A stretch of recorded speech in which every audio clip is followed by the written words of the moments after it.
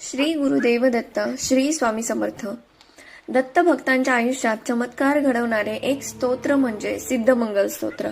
लोक म्हणतात हे स्तोत्र वाचले की अशक्य कामेही शक्य होतात.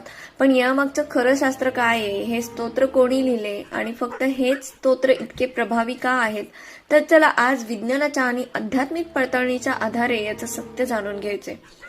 हे स्तोत्र श्रीपाद श्री वल्लभ यांचे आजोबा म्हणजे आईचे वडील भास्कर पंत यांनी रचलं आहे. जेव्हा श्रीपादांनी त्यांना आपले विश्वरूप दाखवले तेव्हा त्यांच्या मुखातून हे शब्द बाहेर पडले. चरितामृतात नमूद आहे की या स्तोत्राची रचना मानवी बुद्धीने झालेली नसून ती थेट ब्रह्मनादातून झालेली आहे. आजचं विज्ञान सांगतं की प्रत्येक शब्दाचे एक ठराविक फ्रिक्वेन्सी म्हणजे कंपन असतं. सिद्धमंगल स्तोत्रातील शब्दांची रचना अशी आहे की जेव्हा तुम्ही याचे पठण करता तेव्हा तुमच्या शरीरातील 7 चक्रांवर त्याचे थेट परिणाम होतात. बीज मंत्र यात श्रीमद अनघालक्ष्मी दत्त श्रीपाद यांसारखे उच्च ऊर्जेचे शब्द आहेत. हे शब्द वातावरणातील नकारात्मक ऊर्जा नष्ट करून सकारात्मकता वाढवतात. आता स्तोत्राचे महत्व काय, तर चरितामृतानुसार या स्तोत्राचे काही विशेष फायदे आहेत. अन्नपूर्णा कृपा, ज्या घरात हे स्तोत्र म्हटले जाते तिथे अन्नाची कधीही कमतरता भासत नाही.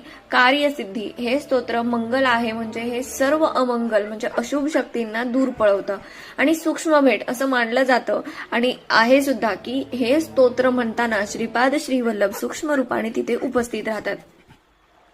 आता प्रत्यक्ष अनुभव म्हणजे पीठापुरम संस्थानाच्या नोंदीनुसार आणि हजारो भक्तांच्या अनुभवानुसार ज्यांना नोकरीत अडथळे आहेत किंवा ज्यांचे विवाह जमत नाहीत त्यांनी 40 दिवस हे स्तोत्र पठण केल्यावर त्यांना सकारात्मक निकाल मिळाले आहेत. म्हणजे सकारात्मकता जी आहे ती जाणवली आहे आणि त्याच्याकडून जे तुम्हाला हवंय ते भेटलेलं आहे. हे स्तोत्र पहाटे किंवा संध्याकाळी दिवे लागणीला म्हटल्यास जास्त प्रभावशाली ठरतं.